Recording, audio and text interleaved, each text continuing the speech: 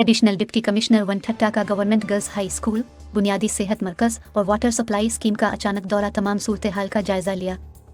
ठट्टा से शोएब कुरैशी की रिपोर्ट के मुताबिक डिप्टी कमिश्नर असद अली खान की हिदायत पर additional deputy commissioner one Mohammad Ali Khawaja ने गवर्नमेंट गर्ल्स हाई स्कूल, बुनियादी सेहत मरकज अली बहर और वाटर सप्लाई स्कीम सोंडा का अचानक दौरा करके तमाम तर सूरत हाल का जायजा लिया। इस मौके पर एडिशनल डिप्टी कमिश्नर वन ने वाटर सप्लाई मुलाजमीन की पोजीशन, पीने के पानी की मौजूदगी और फराहमी,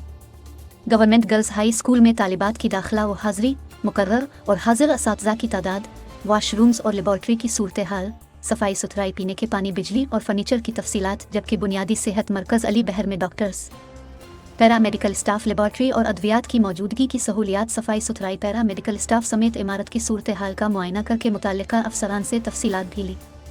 इस मौके पर additional deputy commissioner one Mohammad Ali Khawaja ने तमाम मुतल्लिका अफसरान को सख्ती से हिदायत दी कि वो पीने के साफ़ पानी की फ़राहमी, सेहत की बेहतर सहूलियात और मियारी तालीम की फ़राहमी के लिए तमाम तर वसाइल बरोए कार लाते हुए अपना भरपूर किरदार अदा करें ताकि लोगों को बुनियादी सहूलियात की फ़राहमी को हर मुमकिन यकीनी बनाया जा सके।